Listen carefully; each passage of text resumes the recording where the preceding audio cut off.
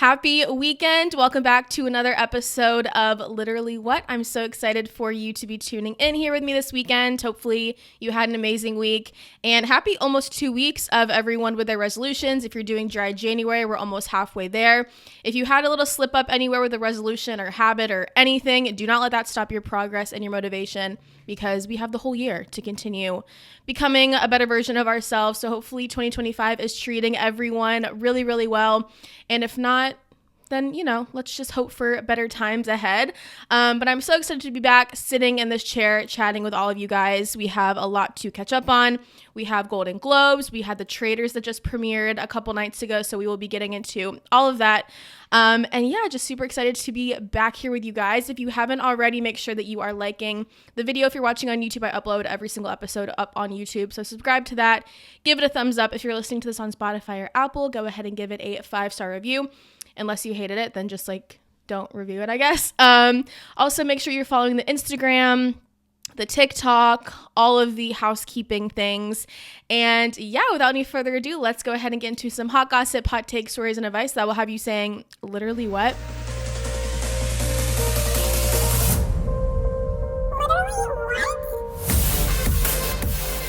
Okay, before we get into all of our stories of the week, I do just want to mention all of the LA fires, because all of the content that I am seeing on my phone, it's just so unimaginably sad. And I think it's something that if it doesn't happen to you, we kind of just don't really think about it. But the fact that it is all over social media, and the fact that it is just, I feel like it's been going on for such a long time, and it's just so sad to see.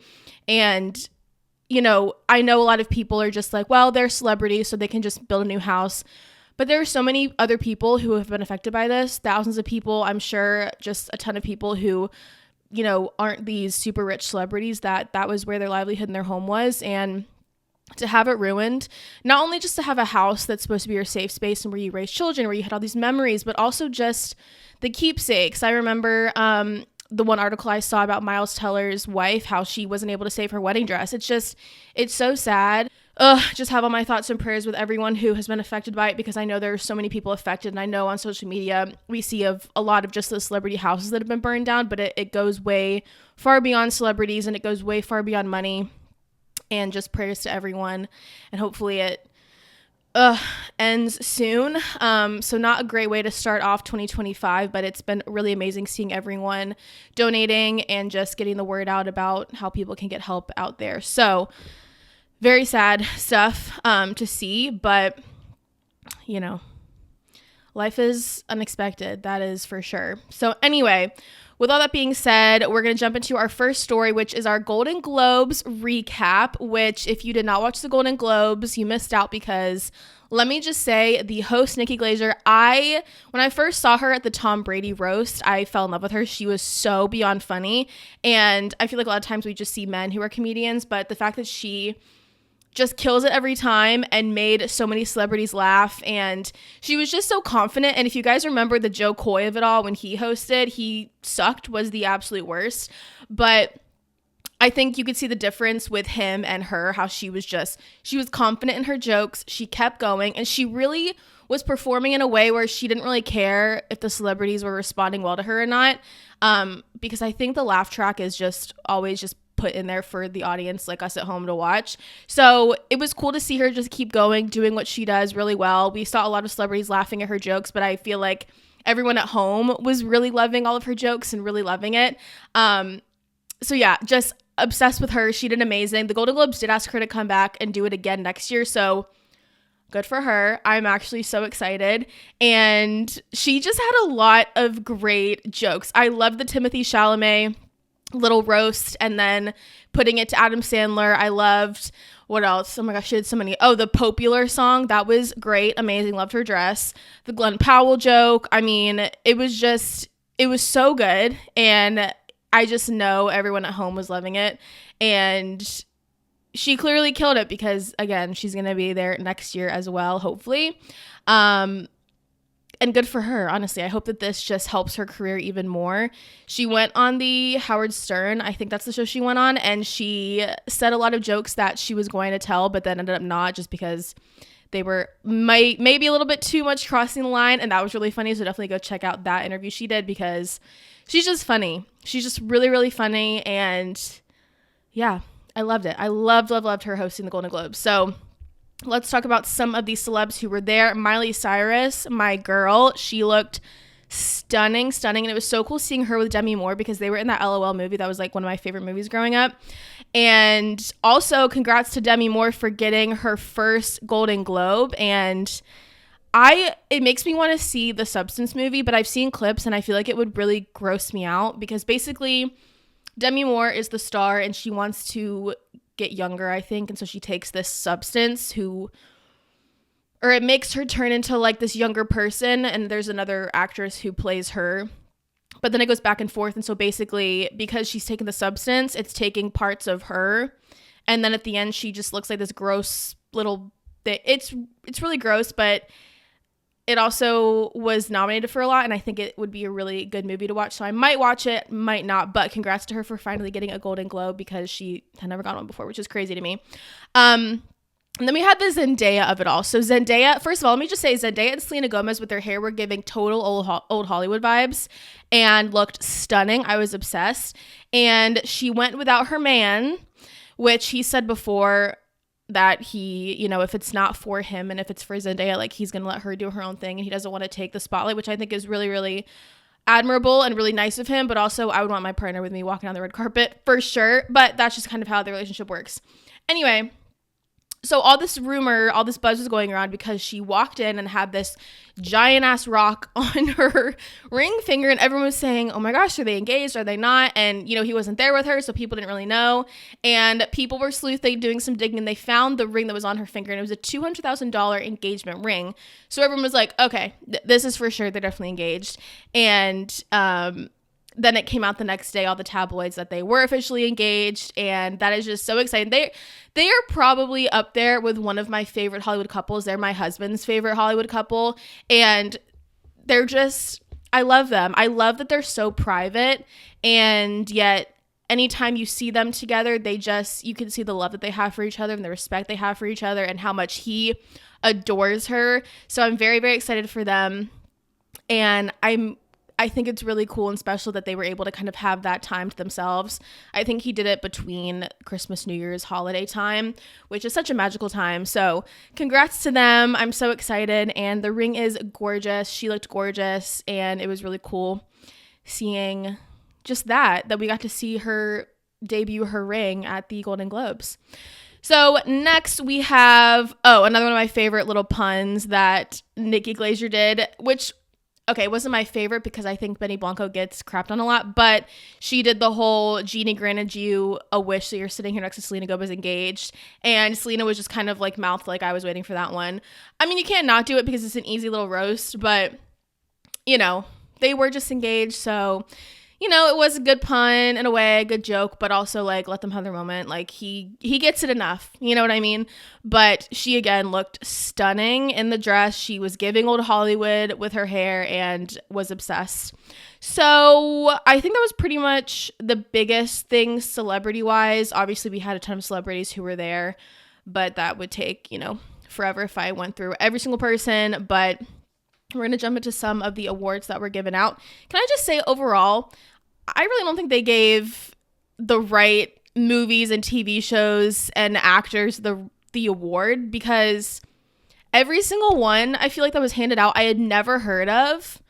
I was just in shock at some of the awards that they were giving to the specific movie and TV show. I was like, no, that definitely should have gone to a different one.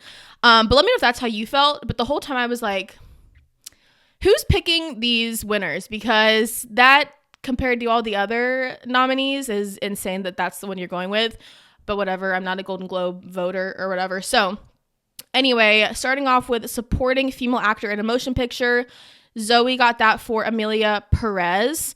So this was what I think won a lot of awards, the Emilia Perez or Emilia, I don't remember how to say it, but what I've seen is a lot of people didn't like the movie and it didn't do very well and didn't hear great things about the movie. And I feel like it won a lot of awards over other ones, and I was just shocked at that. So Anyway, but Zoe won the supporting female actor, and she did win that over Selena, but I heard Selena also didn't do well at the movie because she was like trying to do it in Spanish, but it wasn't right, and it was a whole thing. Anyway, didn't hear great things, but you know, it won the Golden Globe.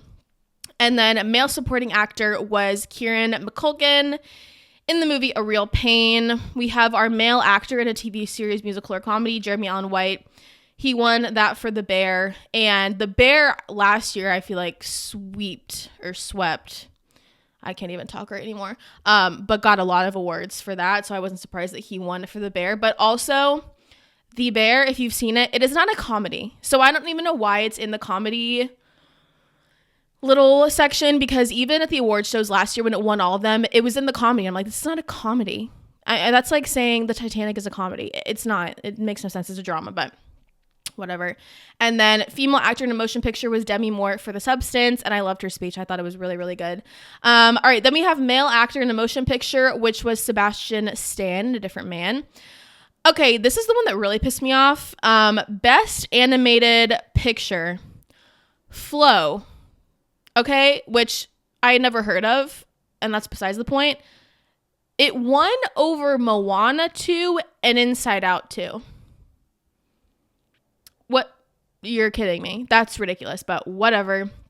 We have our best box office cinematic achievement, which if you remember last year, that is what the Barbie movie won. And so this was given to Wicked, which I think was very well deserved. Best TV series, Hacks, which I've never seen, but I definitely have it added to my watch list. I'm trying in 2025 to watch a lot of TV shows and movies that are in the top 10 on like Netflix or just what's being most watched, because I hate like watching all these award shows or even on social media and not knowing anything that's going on, because I pretty much stick to my same TV shows and movies. So I'm doing a little bit better. I watched No Good Deed on Netflix and Kevin Can Go F Himself, and I've just been watching a lot of different TV shows and getting out of my comfort zone. A lot of them though were limited series, and I like that because it's very like, it keeps your attention. It's 1 or 2 seasons, not like 22 episodes per season. And then it always has like a good twist. So I've been loving the limited series TV shows. But anyway, added Hacks to my little to watch. Best actress in motion picture drama, Fernanda Torres, I'm Still Here. I have also not heard of that one, but anyway. And then best motion picture musical or comedy, that was also given to Emilia Perez, which again was shocked kind of that won, but it was really cute seeing Benny filming Selena up on the stage. I thought it was really, really cute. And just in general, because Wicked was also nominated for that as well, which I don't know. I just feel like the awards given out weren't, and obviously Shogun won a lot, which maybe I need to watch that because that also won a lot of awards last year as well. But I don't know. Just the awards that were handed out, I would have never guessed. Like I guessed who I thought would win and I was wrong pretty much every single time. So that's okay. But that was the Golden Globes. Really fun just seeing everyone. My favorite is watching the red carpet before the event. That's what I pretty much did. And then obviously watch the Golden Globes. And I think if it wasn't Nikki Glaser, I probably wouldn't have watched the whole thing and stayed up, but she was just doing so well. And it was fun seeing like Selena there and Zendaya. So it was a good little award show to watch. All right, our next story. This is something that has been a long time coming, specifically for me because I grew up in the YouTuber era. And if you remember this, then you're going to be shocked that we finally got some info. So way back in 2018, if you remember the Sister Squad, it was Emma Chamberlain, James Charles, and the Dolan twins.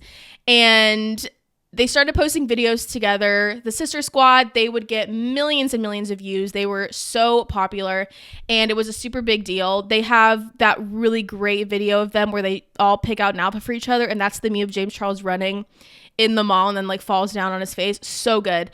But throughout this whole Sister Squad era, there were a lot of rumors that Emma and Ethan were dating. And so everyone was calling them Ethma. They would really just like pick apart every single video that was posted to try and find any, concrete evidence that they were together. There was one video posted, and if you zoomed way in, you could see on Emma's wall that it looked like a picture of her and Ethan kind of like hugging or whatever. So people were going really hard to try and figure out, you know, if they were actually together. But throughout the whole, I think they did that for 18, I don't know how long they were the sister squad, but the whole time they did all the videos together, we never got confirmation if they were or were not dating. So it was never spoken about. And then whenever it fell off and they stopped posting, it was really sad because that was like a really great era for everyone. But also we never really heard if anything was happening or going on between them. So finally, I think this was last month. So very recently, this was 6 years after everything happened. She talked about it on her podcast, and she didn't name him, but it is very obvious that, you know, timeline wise and story wise, it was Ethan Dolan who she was talking about. And she confirmed that they did date. They dated for I think it was 9-ish months, which if you remember, I think she was 16 or 17 at this time. I mean, when you're a 16, 17-year-old, that is a long time to be dating someone and, you know, being in love with someone. And she said that, you know, she had grown up watching the Dolan twins. She had a super huge crush on Ethan Dolan. So she would have never thought that when she went out to LA, she was going to become part of this whole YouTube squad thing and then end up being able to date Ethan. And so she said that as a teenager, time moves really fast. It was her first love and it was super new. And then it was also her first breakup. And she said that it was just hell. I mean, she thought she was going to marry this guy and it was just awful. She felt like she was dying when it finally ended. And, you know, there's nothing like a high school breakup or like a first love and then losing that. It's like a death. It's like you have to mourn someone. So then after that, she said that they broke up after the 9 months. She wanted to get him back, and then eventually they started hanging out again. And she said it was just very toxic and not very healthy because he would just want to hook up with her, and she didn't want to do that because she wanted to like actually be in a relationship, but he didn't want to commit. And so, you know, then they would hook up, and then he would say, "Okay, I want to be with you," and then he would just like ghost her, not talk to her, and so it was just a really unhealthy pattern. And eventually, later on down the road, he texted her, "Hey," and she was like, "I had to make the hardest decision ever because I could have kept with this pattern or I just had to end it." And she ended up just leaving him on red, not responding, and having to just, you know, be mature, which if I was her age, I probably would have been mature and I probably would have responded. But she moved on, ignored it, and just said it was a really hard time in her life because, again, I mean, we've all been that age before. I mean, it's like the feelings when it comes to like first starting dating people and falling in love, it's intense. And for her to also have it in a way be public and everyone always starting rumors and them never confirming it, and then her having to go through all this behind the scenes, I just feel bad that she had to go through all of that. But I can't believe we actually got confirmation. I wish James Charles would do some kind of, you know, video on his perspective of things because he was obviously a big part of that. But I'm just glad that I got to see a little bit of what kind of went down and, you know, that they did end up dating. So very interesting for all of my YouTuber people out there. All right, so next up we have some exciting news because Shark Tank host Kevin O'Leary wants to buy the TikTok app, which everywhere on my social media now is that it's getting banned on the 19th. And I swear, if it gets banned, I don't know what I'm going to do. That's where I get all of my news. That's where I spend the most of my time. The people on TikTok are just so, I don't even know the word. They're just like, it's a different community on TikTok than Instagram or Facebook. It's just, and if you're on TikTok, you know, and if you're not, then you're a loser. Just kidding. But it's just, everyone's so nice on there. It's just different. The vibes are just great. You know, people can post whatever. There's no judgment. I don't know. I'm just going to be really sad. Like, actually, I'm not going to be okay. But we'll see what happens with it. So anyway, Kevin O'Leary, known as Mr. Wonderful on Shark Tank, announced this past Monday that he is joining billionaire Frank McCourt in a plan to purchase TikTok. So last spring, Joe Biden signed a legislation into law that would require TikTok's Chinese parent company to sell the app by the 19th. And then if they don't, TikTok will be banned in the US and it won't be available to download, and you can't access on internet browsers, so I don't know if that means since I have it downloaded, I can use it, but I don't know what any of that means. It's too much information. But they said that, so the guy that he is joining to, maybe buy the app, said that they are building a group of associates to purchase the app, and it's going to allow users the opportunity to access and manage their own data. And it's been verbally committed that there is up to $20 billion for the purchase. So that's crazy. And then Kevin O'Leary did an interview with Fox News and said that him and McCourt will need to work with President-elect Donald Trump for the purchase to be a success. And in recent weeks, Trump asked the Supreme Court to pause it because he wants a chance to save it. And so he's sworn in office on the 20th, and the ban would go into place the 19th. So he was asking, let me get into office first and then we can kind of talk about it. But I don't know. I'm hoping surely it won't be banned. I don't know.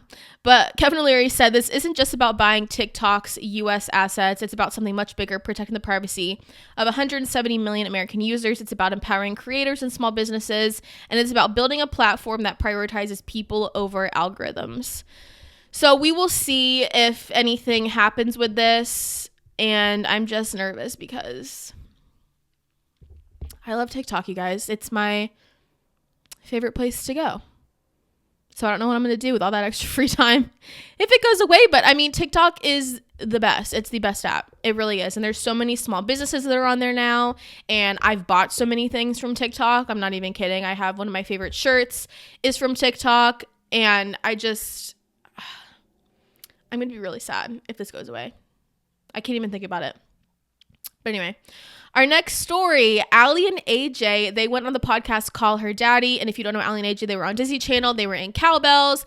They have the potential breakup major hit. And I had to listen in because I loved them growing up. And they just seemed like, I feel like a lot of people who were on Disney Channel at a younger age kind of had their crazy side and, ended up, not doing too well, but they always seemed like they had a great head on their shoulders and just two really great women. And so they talked a lot about, when they were on Disney Channel, that was kind of their high school for them. And they were always with, Joe Jonas, Miley Cyrus, like they were all hanging out. And they said that they never really had a crazy party phase and that they were just two like really good girls that even when they would go to all these bars and clubs, the bouncers would literally let them in and be like, they're fine. Like they're not going to drink. They're just going to kind of chill. And they just said it was a lot of fun. And, their parents didn't treat them any different. They treated them like they were kids. Just because they were making money and working didn't mean that they kind of ran the house. And, they said their parents were very strict with them.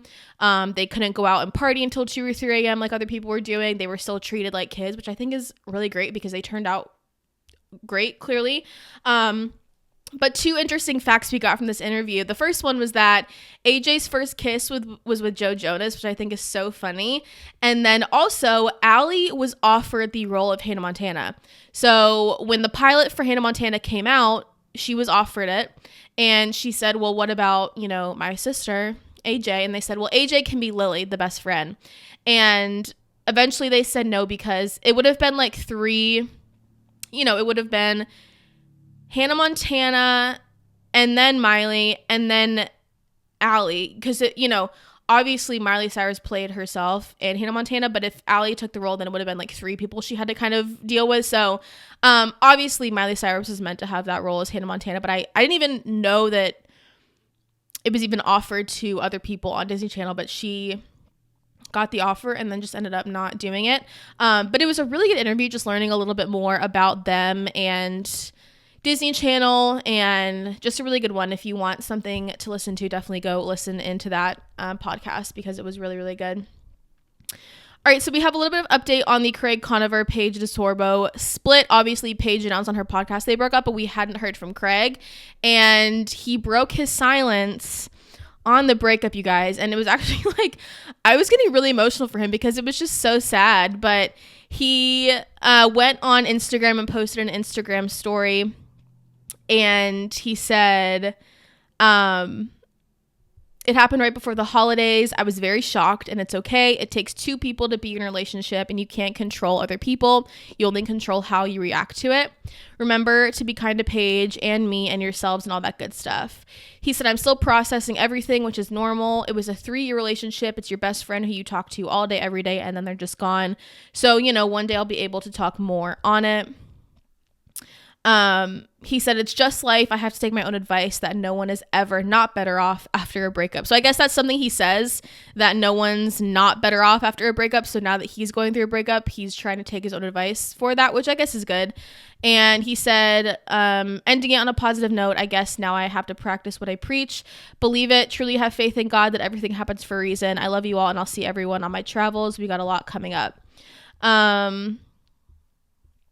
Yeah, so again, I knew it was either, he wanted to propose and she was kind of like, no, or she just finally was like, this isn't working. Because obviously they just couldn't make it work long distance. And so now we know that she initiated and ended it.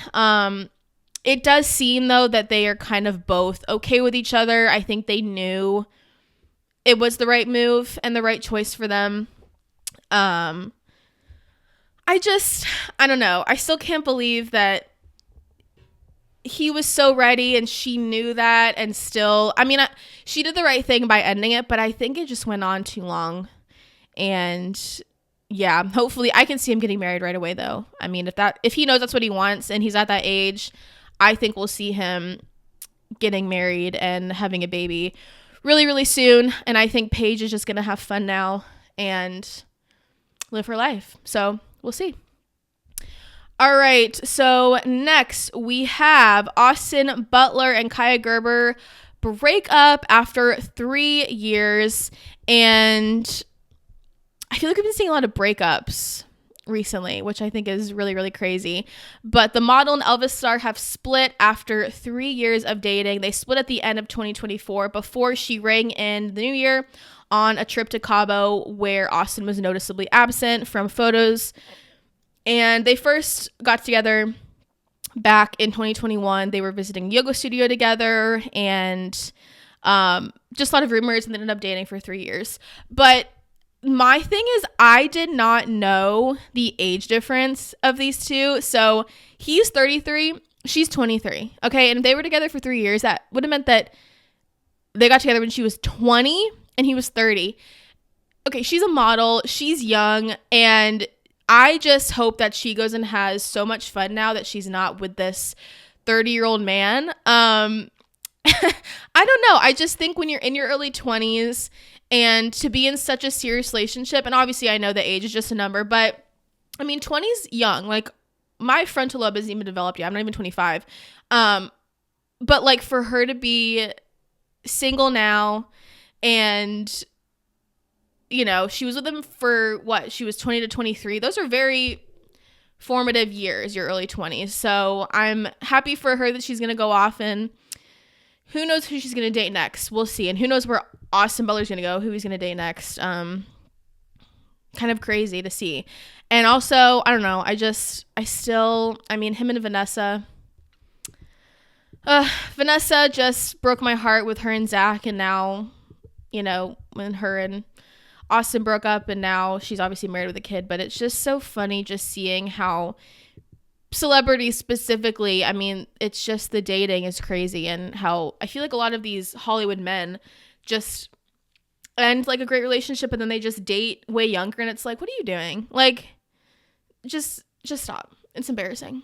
But anyway, I'm sure we're going to see a lot more breakups because... And I think it's funny that a lot of them happen before the new year, because they're probably like, I want to go to the new year with a fresh start, like really go in and be ready to be single and just enjoy 2025. But yeah, it's always interesting to see the couples that get together and break up throughout the year. So anyway, a lot of breakups, but hopefully we see some new couples get together, because that's always fun to see. Alrighty, our next story, Grace O'Malley is sharing an update on her friendship fallout with Brianna. So obviously, we haven't really heard a lot from Grace about, her thoughts on the whole friendship, but she went on the Theo Von podcast, which one of my favorite podcasts to listen to. He is so fun to listen to, but she went on. It was about like an hour and 40-minute podcast, and I listened to the whole thing just because like I don't know a lot about Grace and I wanted to know a little bit more about her. So it was a great interview to listen to. But when she was talking specifically about the whole Brianna of it all, he was basically just asking like, you know, obviously you had a podcast with her and, you know, what's kind of going on with that. And she said, I think we're just going through a rough patch right now. I think one day we're going to figure it out, but she's doing her thing. I'm doing my thing. I still love her. So I'm being a politician right now.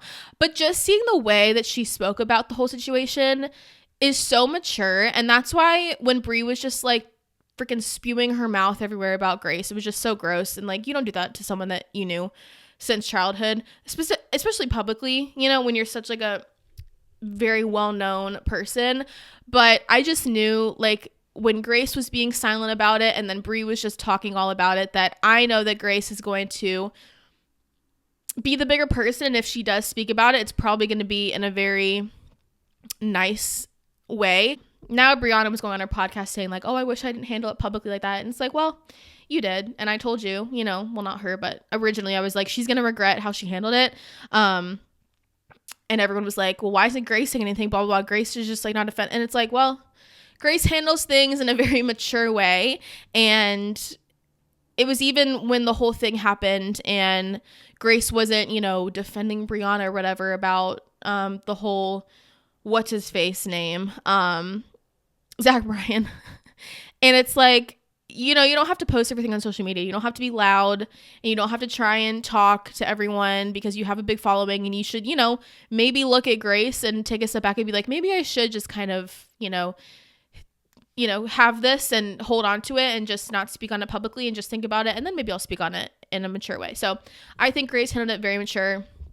And yeah, I just think it's crazy seeing how both of them handled it differently. And Brianna was on her podcast because now they don't have Dave on the BFF's podcast anymore. It's just her and Josh. And she was like, again, like, you know, I just wish I didn't do it so publicly, but how I handled it privately, I'm glad I did that. And it was just, I just can't stand her, honestly. But anyway, our next story, a little CHRISLEY news, which we haven't really had in a while since obviously both the parents are in jail still, which, can I just say, when they get out of jail, can we please have a reboot of their show, of like their life after jail? Because I still see clips of CHRISLEY Knows Best and it's just, it's the best show. I mean, he is so freaking funny.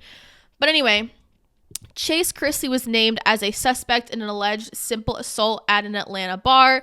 And the Atlanta bar was none other than Twin Peaks, which is just so classy of a bar to be at and get in a simple assault. So according to a police report, officers from the Atlanta Police Department responded to a call at Twin Peaks Sports Bar on Monday, January 6th, where an employee alleged that he was assaulted by Chase CHRISLEY. According to the alleged victim, CHRISLEY became really drunk while inside the bar and started to act very disrespectful and belligerent. The employee stated to police that he was asked to leave the establishment multiple times, but instead he refused to leave and started acting more belligerent. My cat just jumped up on his little tree thing. Police indicated in the report that the alleged victim accused CHRISLEY of slapping him in the face twice, and the employee didn't have any injuries and refused medical attention. But they do have security camera footage that recorded the incident, and it's unclear if he has uploaded the footage and shared it with police. So, you know, this is never a good look, especially, you know, both your parents are in jail, and, you know, I think acting this way in a bar drunk is never a good look, and just, yeah, not great for him. So, yeah, kind of crazy. And, you know, Chase hasn't commented or anything like that. But, you know, just when you're on public, guys, be aware and just be a respectable human. Okay? Okay. Speaking of respectful humans, I don't know if you guys have seen this video of the viral wedding makeup TikTok video where this bride posted on TikTok recently, months after her wedding had occurred. And it was basically her washing off her makeup that was done by her makeup artist and saying in the video that she can't wait to post this on TikTok. And it was just awful, the whole situation. So I think, first of all, it shows the character of her because she was literally in the video she was literally recording herself. She set up her phone and was saying, I can't wait to post this on TikTok. And I think she posted it months after because she wanted TikTok fame. When you're getting makeup done by a makeup artist, you know, you can speak up. You're paying for this service. You can say you don't like something about it. And just the whole video made me like cringe. It was just it was awful. And honestly, the makeup looked amazing. And then at the end of the video, when she redid her own makeup, it literally looked the same. It was the same. She looked the exact same. Okay. Anyway, it was just like she was being so dramatic on this. Like, this video was ridiculous. She was being ridiculous. But anyway, so then the makeup artist created a TikTok and made a response video to that, basically saying, you know, she was shocked at the video. And when someone sent the video to her and said one of her brides made a video about it, she was shocked to learn which bride it was, because she was like, the bride like acted like she loved the makeup. She had the biggest smile I've ever seen. She was a Jesus lover like me. She did a test with me beforehand. It's not like I just went and did it that day. Like, they practiced beforehand. And it was just sad to see her because, you know, not only posting that video was just like rude, but also you're just like being disrespectful to the makeup artist. And it's like, it was ridiculous. But, you know, obviously as a bride, like, I was married.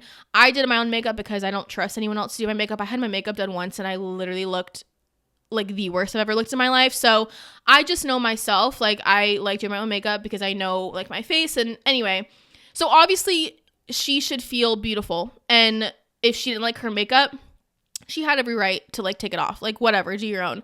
But how she went and handled it and posting it months after is just, I don't like it. It's slimy and I think it was gross and it has millions of views and I think it's so rude, honestly. But she just had bad intentions with it and recording and being excited to post it on TikTok. Yeah, crazy. It's crazy what the lengths people will go to for a little bit of attention on TikTok. So anyway, again, yes, take it off, but don't diss the makeup artist and be like rude about it. Anyway. All right. Do we have another story? Yes, we have. Ooh, I forgot I had a lot of stories today. There's just so much going on at the start of the year, but next is another podcast from my favorite Kardashian, and that is Khloe Kardashian. She has a new podcast called Khloe in Wonderland. Kind of a weird title, like doesn't really make any sense, but anyways, nonetheless, she is my favorite Kardashian, so obviously I was excited to see this. And she did her first episode with Scott Disick as her first guest. They just have the best like chemistry together. I love them. Not like, okay, everyone, there's always rumors that they like are together or like should be together, but he literally was with her sister for years and like they have kids together. That's so weird. I don't know why the public pushes this on them. And so they talked about that, how people are always like on this bandwagon of like you two are soulmates. And he's like, I literally have kids with your sister. Like, people are so weird. We just like get along, and just because we get along doesn't mean we need to like be together.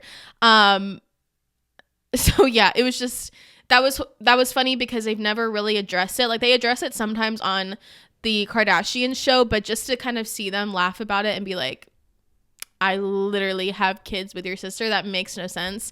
It was really funny to see. But she also, I saw in the trailer, did an interview with Mel Robbins, who she's also one of my favorite podcasters to listen to. And I'm excited for that. It looks like she just did a lot of podcasts with people, and then she kind of already has them ready to go, which is always a good thing to kind of be ahead of the game.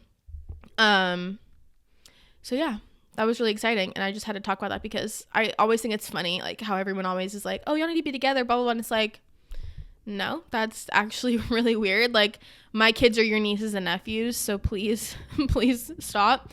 Also, apparently the Kardashians have another season of their show coming out, but I didn't even watch last season. Like, I haven't even heard a lot about it. So, yeah, I haven't even thought about watching that. So no recaps with that on the podcast.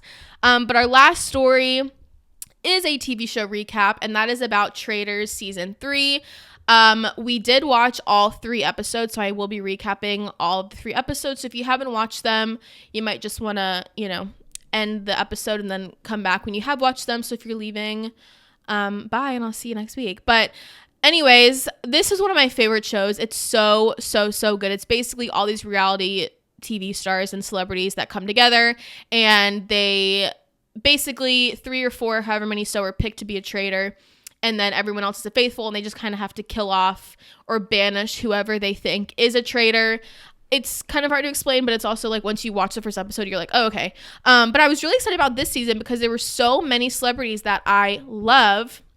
We have Chrishell from Selling Sunset, Gabby from The Bachelorette, who I think is one of the funniest people on the earth, Bob Harper, a lot of Survivor players. We all know I love Survivor. So I was really excited to watch this season. They are releasing them every Thursday in increments of 3 episodes, which I kind of just wanted to binge it all because it's just so freaking good, but it's fine. It'll keep me from not binging it all in like 2 days. So, oh, and I totally forgot Zac Efron's brother, Dylan Efron, is on the show, and he is so funny, and like he's also really smart. If you've watched the first 3 episodes, like he literally knows who one of them is because he's like really smart. But some notes I took. First of all, I need Tom off my screen. I hate this man. If you don't remember, he's literally the one that was dating Ariana for 10 years and then literally had an affair with their best friend. He's the worst.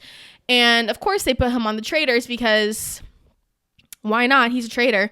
But he is just so gross, and like you can tell he's just still acting on the show and just being annoying, and like I need him off my screen. And they were so close. Like they were gonna get him off or banish him or kill him or whatever, and they didn't. I was like, why didn't you? Because I need him off my screen, actually. They did change the rules a little bit. So if you've seen the show before, at the finale, you basically want to try and get rid of anyone if you think they could be a traitor, because if a traitor makes it to the end, they take all the money and then everyone else loses. So normally when they kick someone off at the finale, they'll say like, I am a traitor or I'm not a traitor. So if there's like 1 or 2 people left with you, then if one of them was a traitor, you're like, oh, okay, we have everyone here who's not a traitor. But this season, at the finale, when you banish someone or, get rid of someone, they aren't going to say if they are or not. So you have to rely on your instincts, which is going to make it really hard, I think. So we'll see how that goes at the end. But yeah, so Rob from Survivor, he joined, I think, later on in the 2nd episode maybe, and he is one of my favorite Survivor players. I think he's going to do really well, and he came in as a traitor. So I think he's going to do really, really well. Gabby from The Bachelorette is so funny. Zac Efron's brother, he clocked Bob the drag queen as being a traitor, and everyone was kind of hating on him for once he spoke up at the round table. But he's so smart at picking up on that, about how like, well, if he, said this one guy was a traitor, but then he didn't write his name down, then he obviously knows he's not a traitor. So I thought that was just really smart on his part. As for the traitors, I like Bob and Danielle and Rob as traitors, but Carolyn's like a lot. She's too much. I think I was kind of surprised that they picked her. She's just like, I don't know. She's kind of annoying and like all over the place. But I think one of my favorite parts of the show is when someone's like, oh my gosh, can you imagine if they were a traitor? Like, obviously they're not, but it would be, and it's like they are a traitor. Or, if they say like, no, like I'm not even kidding. Like, I know that they're not a traitor and they are a traitor. Or if they say like, no, like they're definitely a traitor. And it's just like, it's so funny when they're so confident and it's like, you're literally so far off. But I also think that if they did a season where we, the audience, didn't know it was a traitor, I wouldn't be able to guess, because, watching it and who they are, you're like, oh, obviously I could pick up that they were one. And it's like, no, I don't think I could, especially if you don't know anyone, you don't know how anyone acts. But it's just such a good show. But let's see who they killed and banished. So obviously they killed one of the Real Housewives, which every single season they always think that the housewives stick together, so they pretty much get rid of them majority of the time. And then we had, Wells from Bachelor in Paradise. He was literally the first one banished, which I thought, why would you do that? Because he was one of the only ones that like I really knew. And then Tony from Survivor got banished, and I love him as well because I'm a big Survivor fan. And then they killed off 2 Real Housewives, and then Tony and Wells are gone. Yeah. My thing, like if I was a traitor, I would 100% kind of do it in a way that makes no sense. Like I would want to like pick a name out of a hat and just be like, okay, we'll kill them off because you don't want it to make any sense. The other way that they do it is, you know, they'll kill someone off and then it obviously, well, this person had an argument with them, so then they're the traitor. But I feel like at this point now, they should know it's just the traitors framing someone else to be a scapegoat. So I would just do it in a way where it's like, doesn't make any sense, like at all. So then the end of the third episode, we're obviously going to do it where, well, not me, but they're going to put 3 people in like a coffin. They should not put Carolyn or a traitor up there because every season I've watched the traitors, whenever it's something like that, they always put a traitor in there to throw them off. And then everyone else is like, obviously one of them up there is a traitor because they can't be killed off. So I hope they don't do that because then it's going to be obvious that one of them up there is a traitor, but they probably will. Maybe. And then that balloon challenge, you guys, I mean, how hard is it to explain a door? Seriously. I was looking at them like, y'all are stupid. Seriously, they couldn't even get it. But yeah, overall, great show.